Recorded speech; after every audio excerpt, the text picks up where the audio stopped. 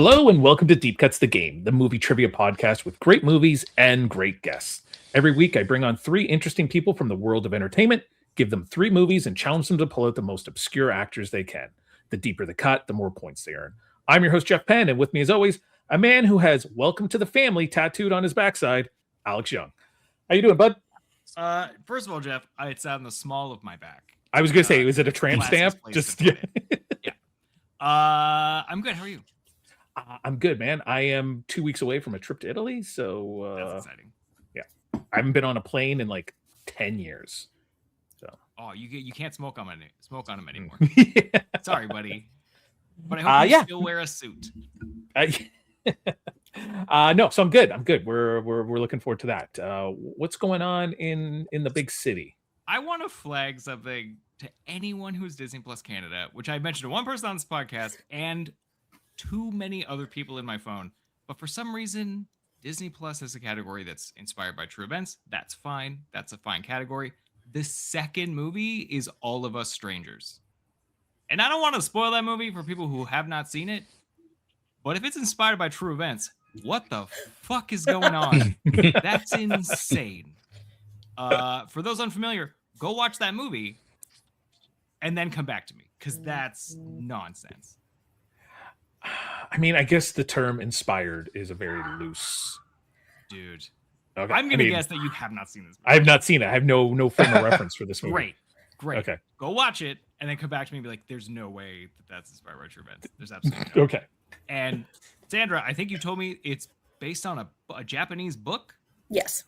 That's also a similar subject matter? Yeah, I think it gets like not necessarily a little more supernatural, let's say.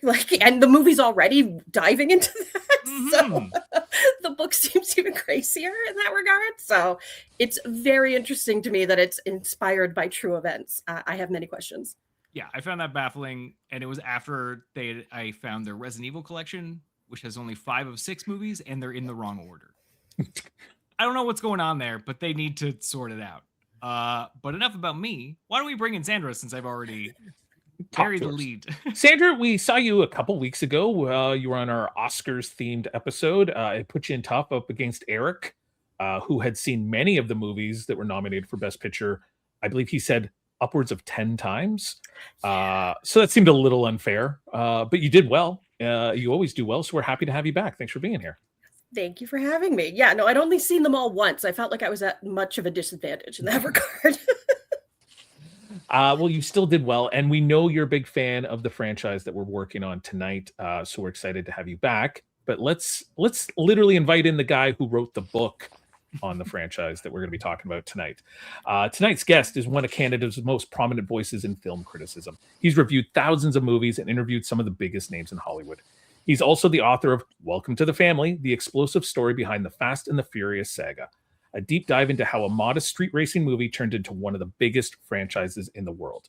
From festival premieres at TIFF to the wildest corners of blockbuster cinema, he spent years covering the movies we love, argue about, and occasionally defend way harder than we probably should. So tonight, we're putting a professional film critic to the test to see if he can survive Deep Cuts the Game. Please welcome Barry Hertz. Barry, welcome to the show. Thanks for being here. Thank you so much for having me. Pleasure to be here. Yeah, we're excited. Eric suggested, Eric, who had won our big Oscars themed one, was like, you should get Barry. He's just got a Fast and the Furious book that came out. And we knew Sandra was a big fan of it, and we're like, perfect. So I had a question I was going to ask you, like, what is a movie that you love that most film critics hate? But I have a feeling you maybe wrote the book about that. Yeah. I think I've got that space covered. The Fast films, not critical darlings, certainly not going to be Oscar contenders as their legacy.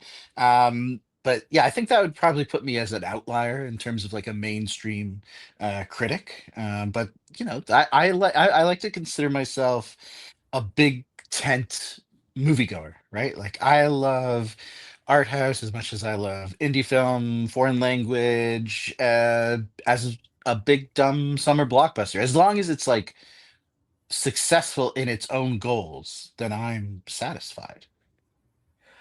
When did you get the sense that the Fast and the Furious franchise was going to keep going, right? Like, I think, like, I don't even know the order of them. Like, what is Tokyo Drift? Is that the second one in the franchise, or is that like it's 3? Okay, That so is like that is number 3. That is number 3. so at number 3, I think maybe people were like, well, this thing might be done, right? Like that's, it's kind of gone a Well, like, different lane, but yeah. mhm. I mean, one of the many interesting things about the franchise, and I could go on, and in fact, I did in the book. But it seemed like for a long time, every film seemed like it would be the last one. Like the first one was kind of like it felt like it was one and done, and then it made a ton of money, and they're like, okay, we got to do a second one, but wait, we can't get Vin Diesel back for the second one, so let's do one just with Paul Walker, and we'll introduce Tyrese, and then that was out, and then people was like, okay, doesn't really work, let's call it quits. But the studio kept on like, I think there's still more juice in this thing, and then they did Tokyo Drift with like none of the cast except for, spoiler alert for a 20-year-old movie, Vin Diesel in a last second cameo. And then they're like, oh, maybe there is life in that. And so it's like, it's a weird movie like that. I feel until really part 4 and maybe even part 5, you didn't really get a sense that this was going to keep going. It just kind of kept coming back almost in spite of itself. And, like we didn't really get a true sequel to the first movie until part 4. Like we had to wait like 7 years and 2 other movies to get everybody from that first movie back together again.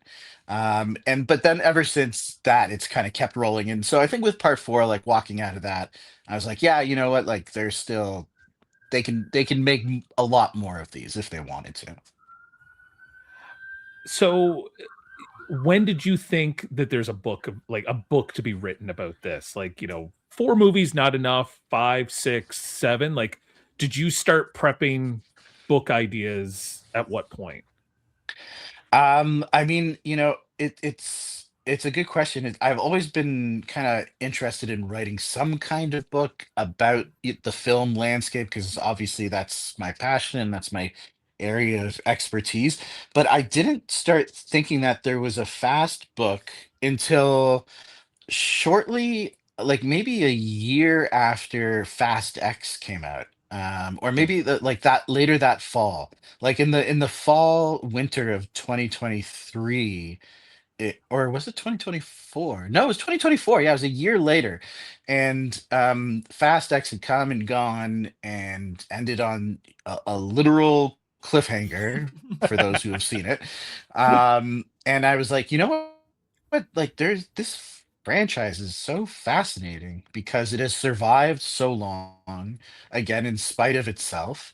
And it keeps on contorting itself to different blockbuster trends and really originating a lot of blockbuster trends. So I thought, you know, you could kind of tell the story of modern big budget blockbuster filmmaking through the fast films. So I was like, I think this movie, and again, like the movies hadn't been written about in that kind of way. So I felt there was an opening in the market there. It's a massively successful franchise economically. So many people around the world have seen these films and keep coming back. So I was like, okay, there's a market there. And I felt let's just do it and hope. I was initially, the timing was like, okay, they'll probably have like going by the timing of the sequels in the past, the next movie will be out in about 2 years. If I can like get my act in gear, I can have the next book out for the next movie. And then that quickly, like, as time went on, I was like, whoa, something's wrong here. And then it became the tension, the tension of the future of the franchise became kind of a little bit of a hook that I was racing against, almost, not to abuse a lot of car metaphors, although I really will. So that was kind of when. So like I started writing it in I guess at the beginning of 2024. My timelines are getting so mixed up. And then I filed it, the first draft, at the beginning of 2025, and it came out, yeah, in the fall this past year. So here we are. I was thinking when you're talking about writing and stuff like that, I don't know, maybe they've done these for these books, but I remember as a kid, there would always be like the novelization of different movies. I wish there was Fast and the Furious novelizations, just like, Dom pressed down on the gas, and I'd be like, this, I can't believe I'm reading this. But yeah, I think I'd almost rather read it, but yeah. Oh, I would take those. Those are like instant beach reads, or like Those on, are for an airplane ride, just like yeah. 2 pages with a solid like room, like all the O's just taking up the page space. That would be amazing. And Universal, if you're listening, I will write these novelizations for you, if this is something that Uh, is desired. Universal is not listening to us right now. I can guarantee Oh, that. But you never know. They got spies everywhere. now, what did you think of? What was the other race movie that came out kind of in the middle? Was it Need for Speed, the Aaron Paul? Because that was another movie I did not watch at the time. But no, I'm I just gonna think say you're in majority company. A lot of people did not watch that movie. okay. Because I just thought there was a thing that was like top 10 car chases of all time in movies, and they had one from Need for Speed, and I was like, yeah, and they didn't have one from Bullet, and I was like, get the hell out of here, you. But I'd What? argue, No, Jeff, Yeah. I'd argue it's not a racing movie so much as it's a video game adaptation movie, which is Sure. a whole other category of rarely good movies. Yeah, failed franchises is the video game movie franchise. Okay, so we'll talk about some other stuff because are going to get back into Fast and the Furious for sure. You've reviewed, I don't know how many reviews you've done officially, but what was the first time you did a review and you're like, this might upset someone? Like, if they read this, I might hurt someone's feelings. And I don't know, like, how scathing you are with your views. It doesn't seem like you are. But yeah, just curious if you were ever like, should I really say this about this movie or this person? I mean, probably too many to count. Like sometimes, Okay. over the course of however many years I've been doing this, like I feel like any politeness or gentility has just like evaporated. I've seen so many terrible movies that I feel righteously angered for wasting my time on this earth, that I let loose. It is a trickier, but it's easy in a way to like write a scathing review of the new Super Mario Brothers movie, which I did the other week, Okay. because I'm pretty sure I'm not going to run into Chris Pratt or Brie Larson on the street. When writing reviews about Canadian films, which I do a lot of, Mhm. it's a little trickier because the industry is rather small and insular, and I see these people on a semi-regular basis. And sometimes I mean, you have to be honest, and I feel most filmmakers have a thick skin, and they're able to recognize that. And some do not, for sure, but I don't know if there was like one review where it kind of like I crossed that Rubicon, so to speak. But it writing Canadian about Canadian cinema is a very different ball game. And that said, like if Chris Pratt or who have I really taken a bad shine to? There's some bad Johnny Depp films over the years. If he read any of those reviews, I'd probably be in trouble. But that's okay. It makes for a good headline. I will say actually, there's one, not to ramble on, but there's one instance at the Toronto International Film Festival. This is like, I don't know, back pre-pandemic, like 2018 maybe. I had heard from multiple people that there was a producer in town, an American producer, who was like, if I see Barry Hertz, I'm gonna punch him in the face, because I had given some pretty bad reviews to several of his movies. And this was like confirmed by not like just like one or two people, like three people told me this, I think. And I was kind of like, in a way, I was like, I really hope I run into this guy, because if I like, I can take a punch or two and it'd make a great story. Yeah. But it never happened. So Okay, so what next question, as a critic, what do you find harder, writing the review for a bad movie or writing the review for just like a very average plain movie, which I'm sure you've watched hundreds of horrible movies, but like, I mean, this is kind of why I don't do my letterboxed anymore, because there's just so many times I finish a movie and I'm like, 3 out of 5. I've got nothing to say about you. You were just 98 minutes of time that I spent on you. So what do you find tougher to make an enjoyable Yeah, read as a reviewer. it's definitely like reviews of bad movies, like very harsh reviews, are fun to write almost always. Like they're an exercise in catharsis. You just kind of get to unleash all your frustrations onto the page. Middling reviews are very tough because you're like, well, this worked and this doesn't, and you have to kind of find a thematic through line to make the review interesting to the reader. You have to make an uninteresting thing interesting, and that's very tough. And writing reviews of like excellent movies is the most challenging because you feel you have to live up, or like you have to approach something that's, quite perhaps monumental with the appropriate amount of insight and analysis and reverence, and you don't want to be sycophantic about it by just saying like this was amazing and that was like, you have to, again, they have to be interesting, and you have to rise to the level of whatever the artist has done themselves. So when I'm walk out of a movie and I was like, oh my God, that was amazing. Like that is tough because you have to organize your thoughts into some kind of, vivid portrait of what you just saw. And you realize that, people are going to read this, and you want to sell this movie, and you have to sell it appropriately from your perspective. So those are the toughest ones.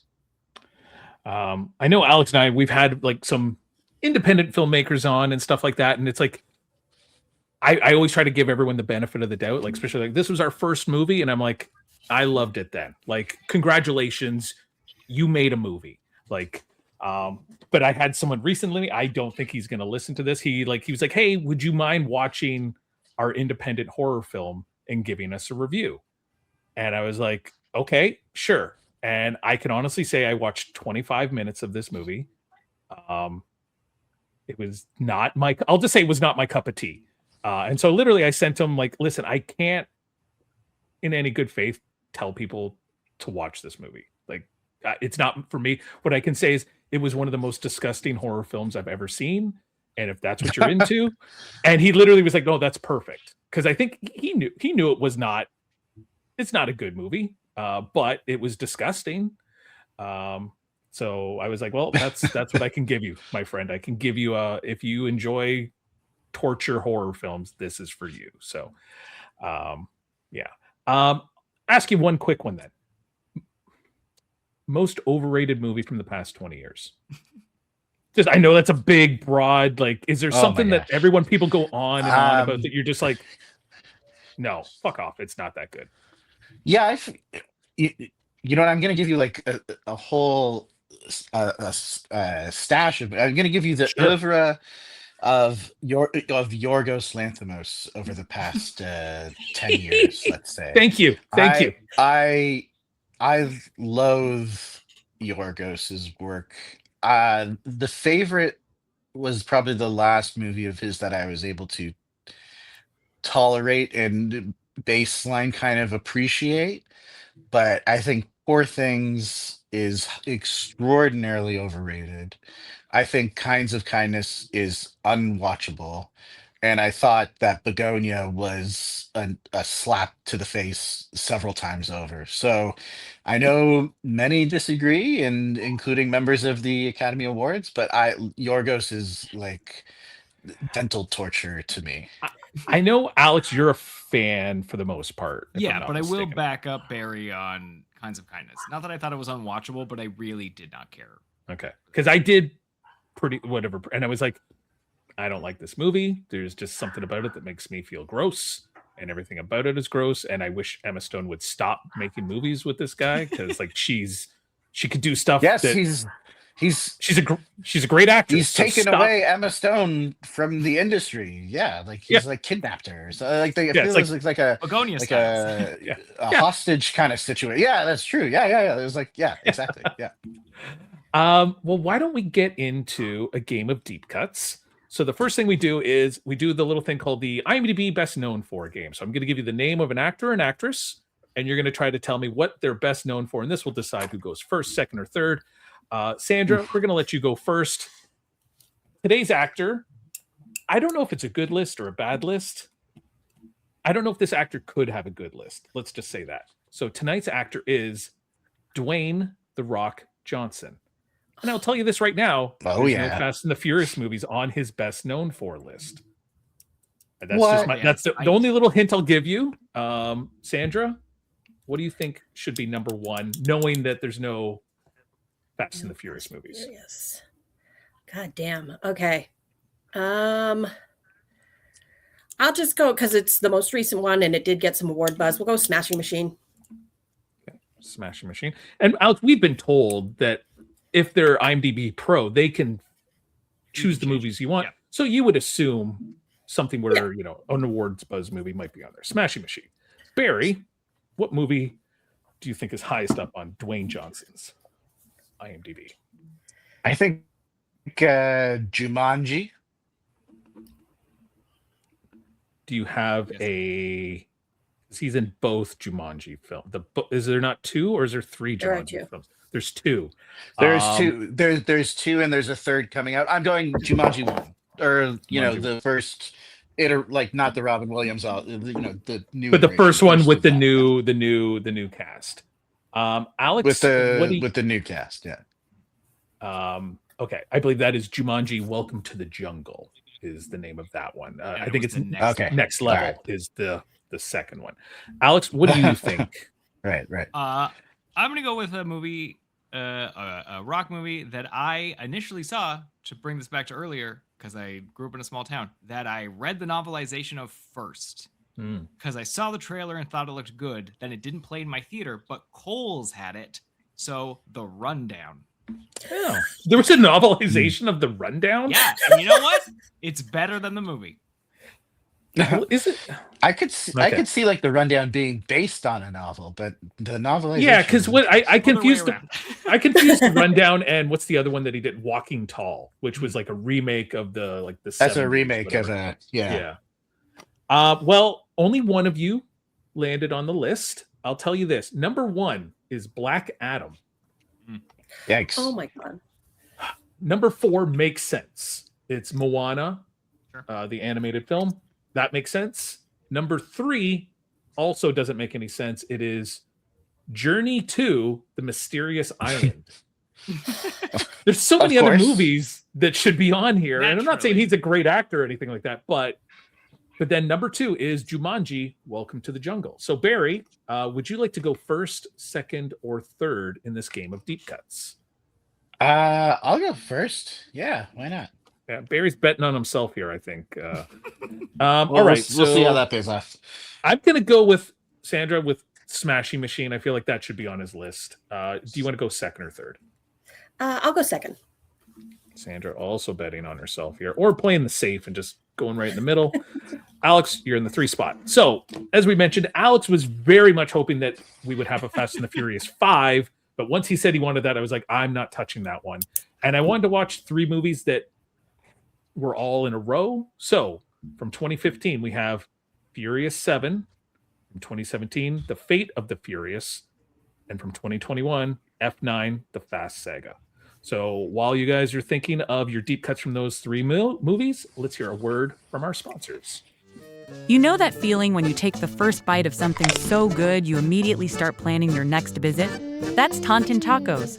Located on Taunton Road in Hampton, this local favorite is serving up fresh, bold, Mexican-inspired food packed with flavor, crunch, and good vibes. From the first smell off the grill to the last bite, everything is made with care, loaded with fresh ingredients, and served with the kind of friendly energy that keeps people coming back again and again. Hello. Whether you're grabbing a quick lunch, feeding the family, or chasing the perfect comfort food craving, Taunton Tacos delivers every single time. Big flavor, great people, amazing food.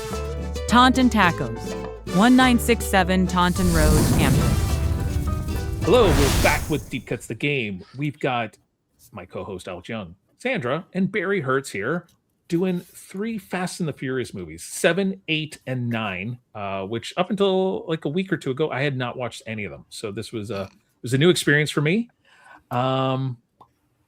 I didn't hate them. I'm not going to say like they're not terrible. Like they're at least fun. I will say that. There's a lot of big budget action movies that aren't fun. So it's got that going for it. So Barry, you decided to go first. What is your deepest cut It doesn't even have to necessarily be a deep cut because there's, as we mentioned, there's several people that are in 2 or 3 of these films. So where do you think you're going to score the most points, Barry? This is tricky. I think I'm going to score the most with a deep cut from number 8. Okay. So should I just Yeah, put tell me that the out name, there? and if you don't know their name, you can tell me something else they're in or something like that. But whatever works for you. And this might give Yeah, you an okay. idea of how my points are working for tonight's game. Okay, so number 8, Christopher Hivju. Yes, from Game of Thrones. He's one of the wildlings in Game of Yeah. Thrones. He's the guy. Yeah. And yeah, I can't. What is he's somebody's right hand man in this movie. He's Cypher's Charlize Theron's right hand man. Shh, don't say her name in case Alex doesn't know she's in Oh it. shit! Right. Okay. That's one of the names I had written down, Jeff. Okay, so Christopher Hiju for 11 points. So it's not bad. But he was a guy that once he showed up, I recognized him. He's very recognizable. He's got a good mug. So Sandra, we're at you now. How are you feeling about this? I'm feeling okay. I'm gonna go with someone that I know is in 2 of them, but he wasn't like a big player, so I'm hoping he'll get me more points. Lucas Black reprises his role from 3 in 7. And He does, yeah. again In number 9. 7, he's literally at like a car rally, I think. So he's just chronologically, the movies go back to 3 after. Oh, does it really? Yeah. It's like 1, 2, 4, 5, 6, 3, 7. So he's supposed to be the age he is in 3, but he really is not. Okay, because I was gonna say, yeah. Okay, so he is Lucas Black. Yeah, he's 8 points for both movies. Does play a bigger part in F9 the second because all of a sudden he knows how to like fly a plane and stuff like that, which is really handy. That everybody, he's like a rocket scientist. Yeah. So Lucas Black gets you 16 points for being in both movies. That's a good one. That's good. That's maybe the way to play this is just grab those. But Alex, you get 2 in a row now, so you can pick up some big points. Lucky me. So I'm gonna go with the only deep cut I have, and I'm hoping he's on IMDb.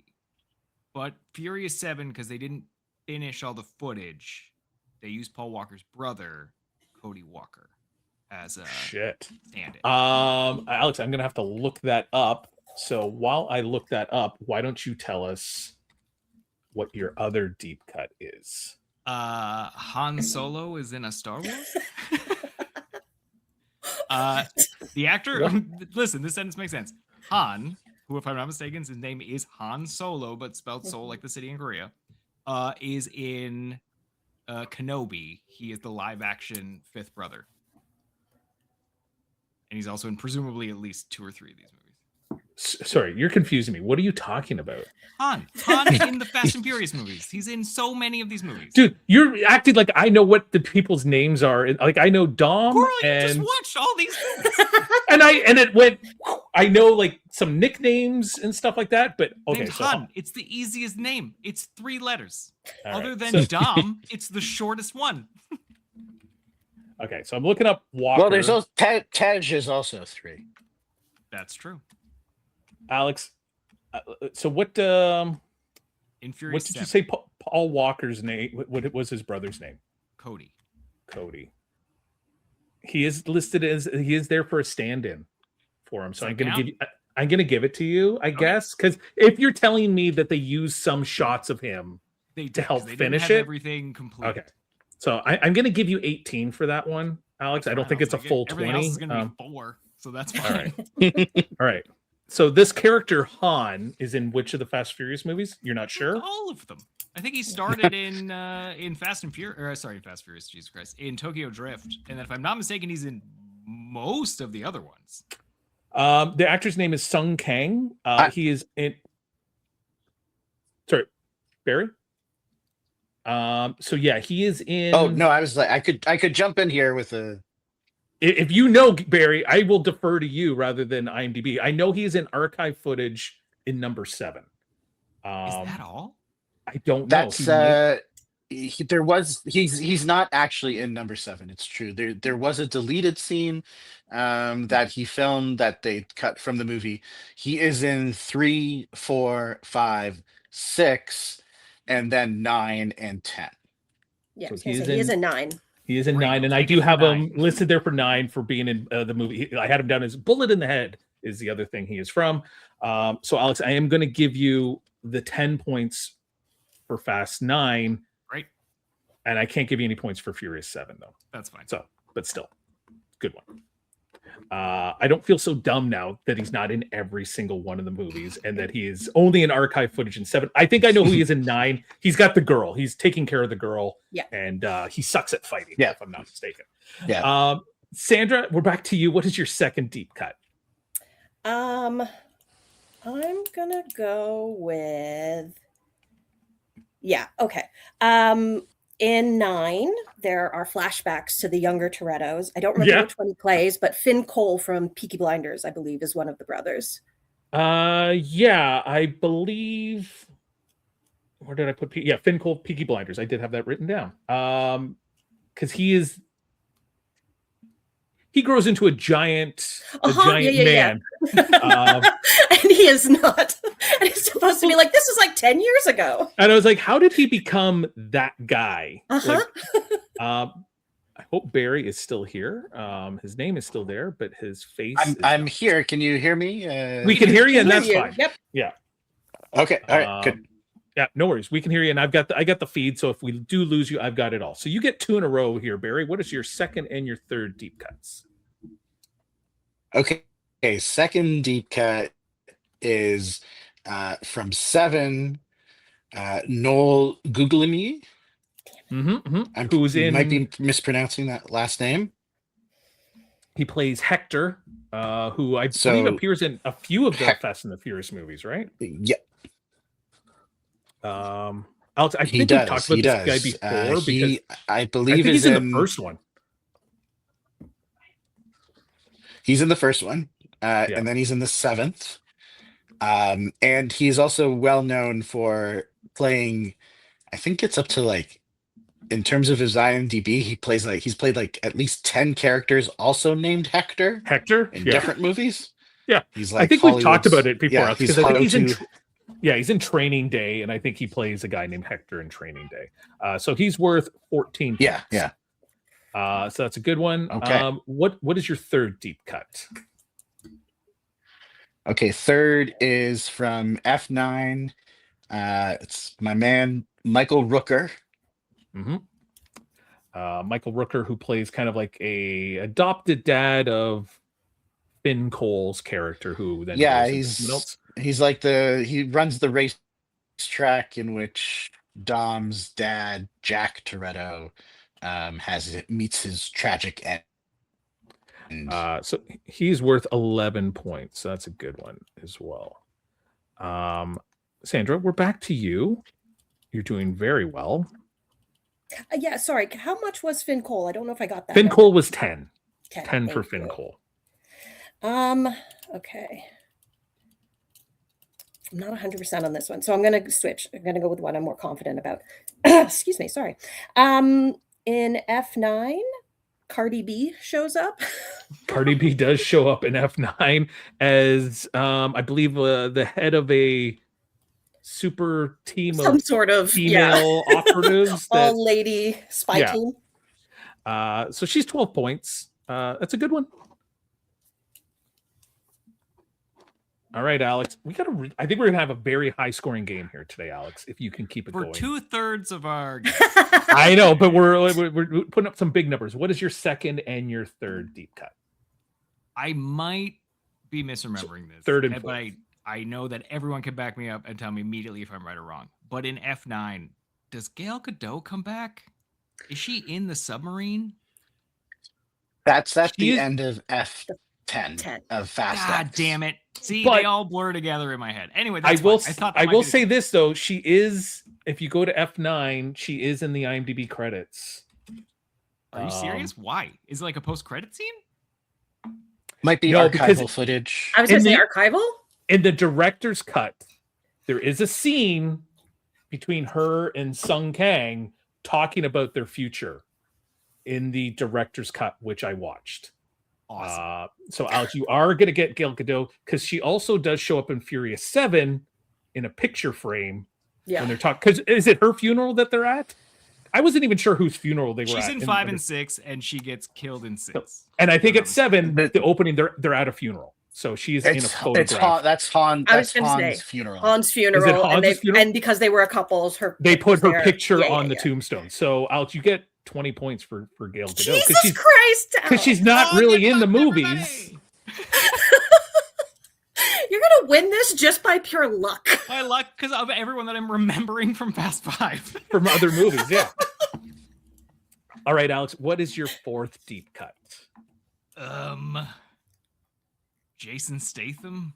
I mean, okay, so he's 3 points for Furious 7 and The Fate of the Furious for both of those movies. So that's 6 points. Great. I'll take but he's it. also uncredited in F9. So you're getting 8 points for that. So you're getting 14 points for Jason Statham. That's the best. Like I said, you can kind of hunt that middle ground and do well if they're in enough of the films. So that's a good one, Alex. Sandra, back to you. Got to make up some ground here. What is your 4th deep cut? Who thought you might lose to Alex in this? Right? I'm never going to hear the end of this. You have no idea. Jesus Christ. Okay. I'm going to go with Elsa Pataski. I think that's how you say her last name. Elsa Pataski, who I believe is she the mother of Dom's child? Yes. So she is in Furious 7 for 9 points. She is in Fate of the Furious for another 9 points. And I don't think she comes back for the Fast Saga. So she's worth. She doesn't make it through 8. So no, she is shot in the head. Yeah. So she is worth 18 points for her. I want to ask a question because you guys have watched these movies. The baby goes to Dom, and the baby seems like it's not like a brand newborn. Like it's, but does he rename that kid? Because he introduces, he's like, hey, this is little. He calls him little Brian. Little Brian. Yeah, and I was like, Paul Walker's I was like, did this kid not already have a name? That you're just like it's my kid now. Well, it's especially weird because he's naming him after Brian, Paul Walker's character, who is canonically alive in that universe. Yeah. So I literally just had this conversation the other day. Yeah, because they don't want to put themselves in danger because they have a family and stuff like that. So they have not written him out as though he is dead by the time this movie is happening. So yeah, why is he? But yeah, okay, sure. So that's a good one. It's strange. Barry, we are back to you with your 4th and your 5th deep cut. Okay, I'm gonna go 4th. Kurt Russell. Kurt Russell, who shows up in Furious 7, and then is in 7 or 8 and 9 as well, with diminishing kind of parts in those. So he goes 6 points in Furious 7, 6 points in The Fate of the Furious, and 8 points in the Fast Saga. Because I believe he dies pretty much. He's not dead. He's missing. He's missing in action. So that's a good one, though. Kurt Russell gets you 20 points. So I'm saying, like, you can just kind of do those middle ground guys if they're in enough films, right? So all right. What is your 5th deep cut, Barry? It's going to be Kurt Russell adjacent, and I'm going to go with Scott Eastwood. Scott, now I think he's only in 8, right? Like, is he? No, he's he in 9 8, as well? And he's in 8, and then he's also in 10. Okay, but we're not doing 10 for the game though. So do you want to take that pick back? Like, I'll let you take Scott Eastwood back, or what's his name? Little Nobody, or like, I think that's Little Nobody. Yeah. So we're not doing 10. So Okay. I'm taking him back, and who am I going to do? I'll do Jaimon Hansu, who is he's kind of one of the villains that shows up towards the end of number 7. He's like one of the villains in 7, like kind of doesn't amount to much, but he's there. He's there. He has a good time. He's worth 11 points. This is going to be a close finish. I'm almost hoping Alex just fizzles out here at the end, but we'll see. Sandra, Great news, Jeff. Sandra, we're back to you. What is your fifth deep cut? Okay, I'm gonna go with someone I know is in multiple of these again, because clearly that's the way to go. Natalie Emmanuel from Game of Thrones. From Game of Thrones, yeah, she's a 6 across the board, so she's worth 18 points. Smart. That was really smart. You're doing well, Sandra. Alex, you get your final 2 deep cuts. I'm also gonna do that middle of the board as best I can. Because maybe it's like 10 points total. But Tyrese Gibson, presumably. Tyrese Gibson, he's 4 points for every film. Great. Kind of thing. So he's worth 12. Like I said, you have to kind of watch it as though he's 4th or 5th build in each of these films, right? So he can't be worth 2 points. So Tyrese Gibson for 12, Alex. And now I'm conflicted. And I will say he has maybe the best thing in number 9, where he is trying to sell them on the point that like they're maybe superhuman or they're magical, because how do we keep surviving all this stuff? Yeah, and that's one of my favorite bits. Yeah. I was like, he might be right, because they literally end up in outer space at the end. Is it the 9th one where they go to space? That is when they go to space, correct. And instead of using this magnet thing that they've worked so hard on making, they just drive a car, a Fiera, through a satellite dish to save the world. So, well done. What's Who your amongst us has not done that? I do Alex- love that the one constant through all of these movies, I'm going to say 11, is whatever they do has to be car-based, even if it's improbable. And that extends also to the Fast and Furious Crossroads video game that I played, where you have to like stop a nuclear weapon with a Dodge Charger. Spoilers, it works out great. See, now I'm conflicted because I might do middle of the road, but I also am wondering if I can pull in other like archive footage or flashback. Fuck it. I'm gonna try it. In Furious 7, does Luke Evans have a teeny tiny cameo? Alex, not only that, but Luke Evans is in 8. He as is. well. Yeah. He is, because he's in a hospital bed in 7 where you don't even know it's him. Really. Like, it's just a main Jason Statham going, well, family, he gives a whole family speech. And I was like, who the fuck's this guy? Because I had not seen Furious 6. So I didn't know who the guy was in bed. For you, man.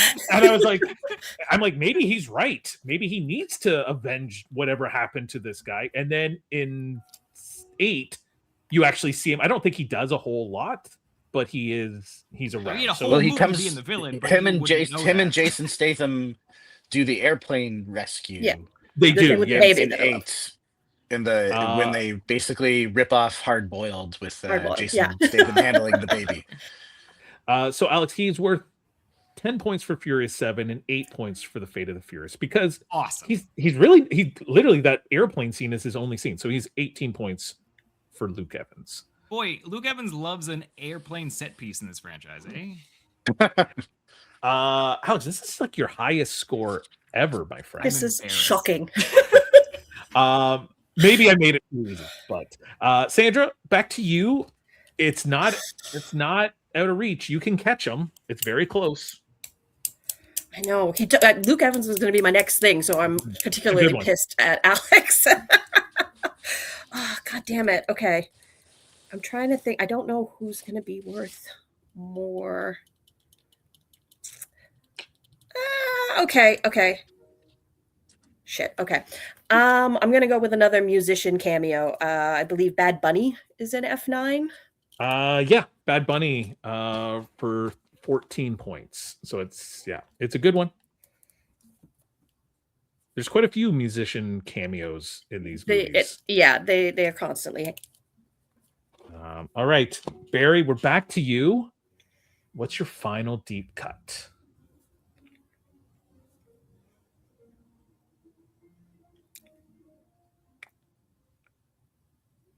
He looks so still and so very nice and still and frozen. Well, if we lost Barry, it's the only way that I might win it. I don't think he can catch you, actually, Alex. I think you're far enough that you I really think you took this, Alex, and I'm really pissed at you about it. I wonder if I should try booting him and see if we can get him back.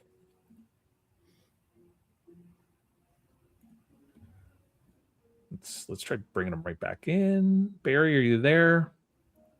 Oh, he left. He must have seen he was not hearing us, or we couldn't hear him. So hopefully he will be back.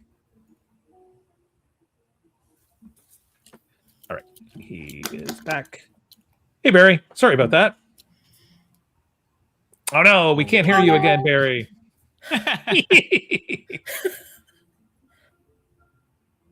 No worries. I'm trying to see. Guys, I really am cursed. It's true.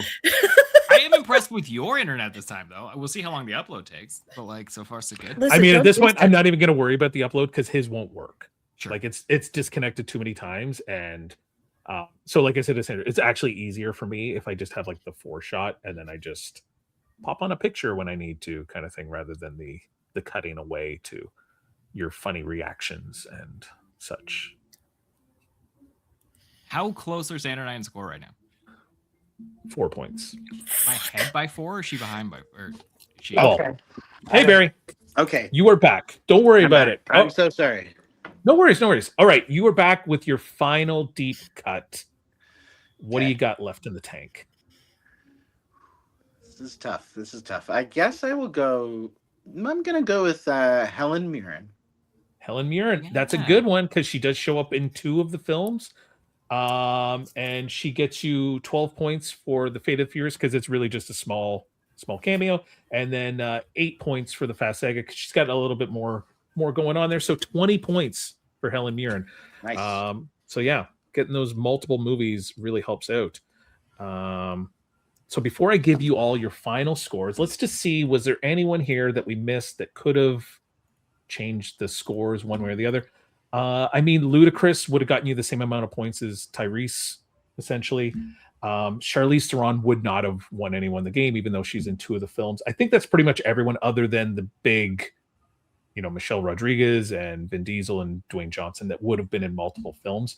From the Fast Saga, the guy who essentially kills Dom's dad in the car accident is an actor named Jim Perrick from the True Blood TV show. And then he's in one of those the Rob Lowe Fire show. 911 Lone Star. I had him written down, but I wasn't sure if he'd be worth much. I know my TV, Alex. Shea Wiggum shows up because that guy shows up in everything. Yeah. He wouldn't have won it. He's one movie. He would have been a decent 10 points. He's been in earlier ones, and I couldn't remember if he showed up this late in the franchise. I'm mad. He shows up in 10. But yeah. Was he back in 10? Yeah, he's back. Oh yeah. I don't know if he's playing young Paul Walker, but when Sandra mentioned the Finn Cole, there's another guy in the scene when Dom gets out of jail and they're like, hey, and the one guy is an actor named Igby Rigney. What a great name, Igby Rigney. But he's in all like the Midnight Mass, and he's Follow the House of Usher. He's like the young kid in all those TV shows. Scott Eastwood, as you mentioned, is in the Fate of the Furious. And then from Furious 7, Ronda Rousey would have been a decent one. Iggy Azalea and T-Pain also make appearances, and so they would have been decent deep cuts. Like I said, we had a very close game, and also maybe our highest scoring game. Definitely our highest scoring game total for this season. Alex Young, 92 points. Wow. Sandra Byles, 88 points. Barry Hertz, 87. So all 3 of you are going on the top 10 scores for this season for sure. Congratulations, Alex. You have not won many times this season, and I don't think anyone was betting on you. No, I wasn't even. But you played it smart. You played you and lucky. I gotta say, you got won lucky. The pink slips on this one. Oh, You got a- Jesus. You're welcome. You're welcome. You're welcome. Well done, Alex. So who Alex, it's been a long time since you've been able to suggest a future guest. What nonsense do you want to throw at me? Well, I'll tell you what, Jeff. Why don't I defer my win to our first time guest, Barry? And he Barry, can, any ideas have who you the would like burden. to suggest as a future sacrificial lamb to the altar of deep cuts? Ironically, I think he's gone. This time he's like, fuck it. He's like, I lost. Boom.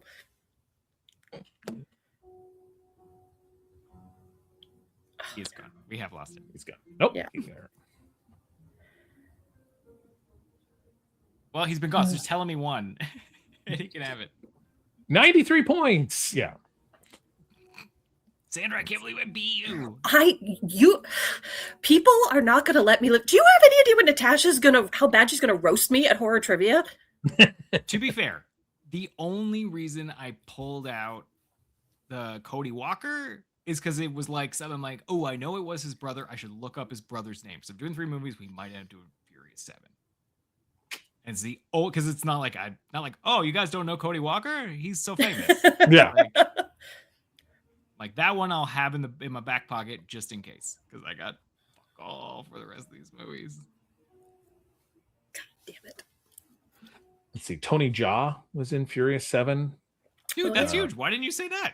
I mean, he's got a fairly big part. Like him and Paul Walker have a big fight scene on the plane, or no, in a building where he's kicking Paul Walker's ass, and then Paul Walker gives a quippy little line and says, "Too slow," and he gets hooked on a thing and he gets dragged down an elevator shaft. Awesome.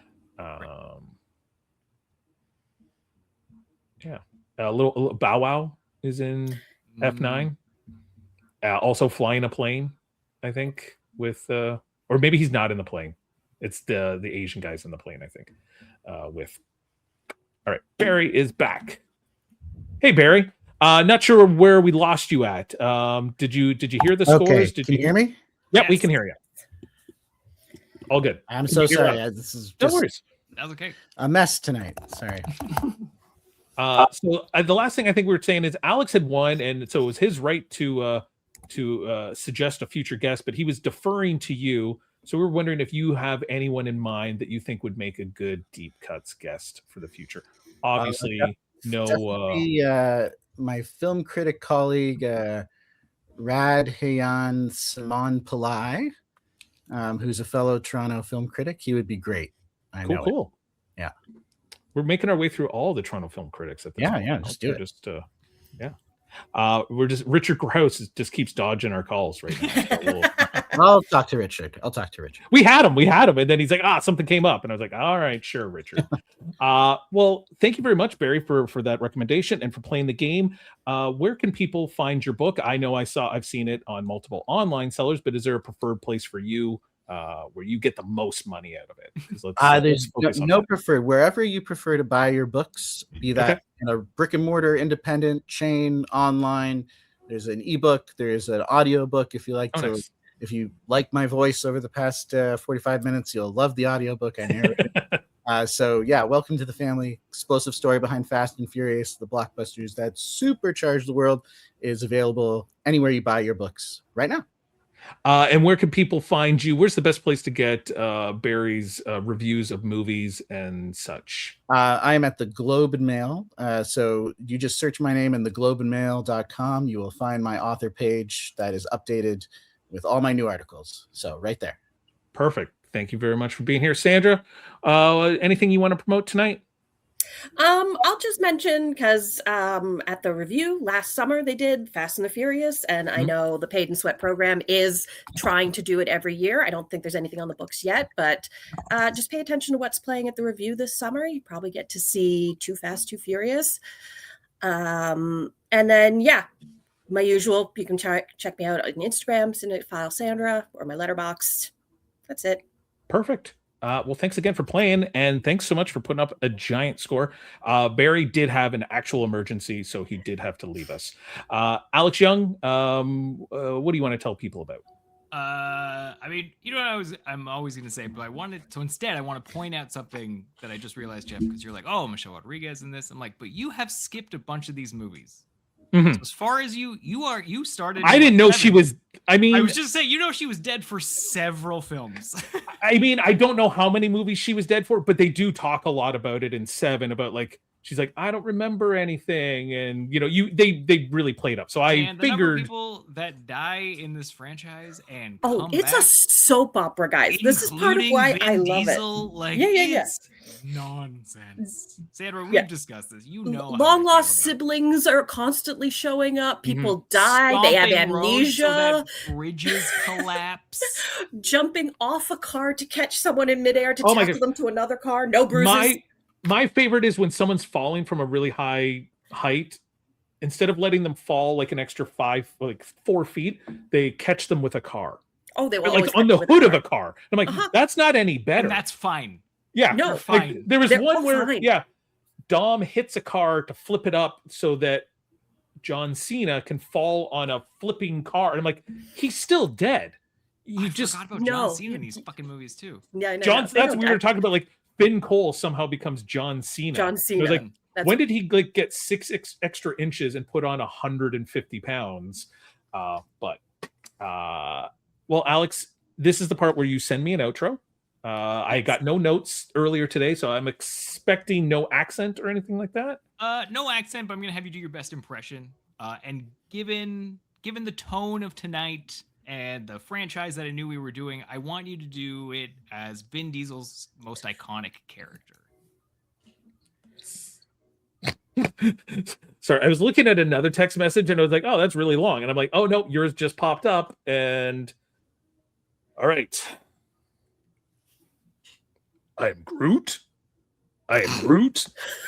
I am Groot. You can stop there, Jeff. This was just a joke because I thought it'd be very funny. And I stand by it is. So here's your actual outro, and I do want you to do it as Dom.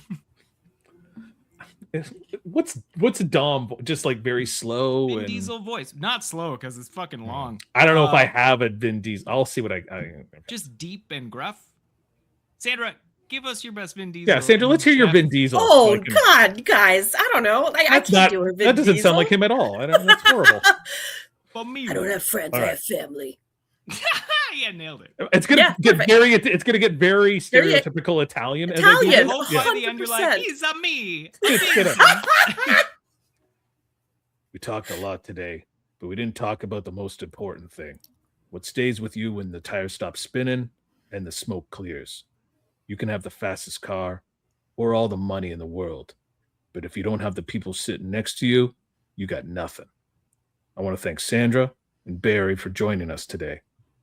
You're always welcome at this table. And to our listeners, don't care if you're a quarter mile away or halfway across the world, you're part of this now. And once you're in, you never turn your back. Be sure to follow Deep Cuts anywhere you get your podcasts. Hey! That was genuinely good. It was getting a little Sopranos-y, but thanks very much, everyone. We'll see you next week. Bye.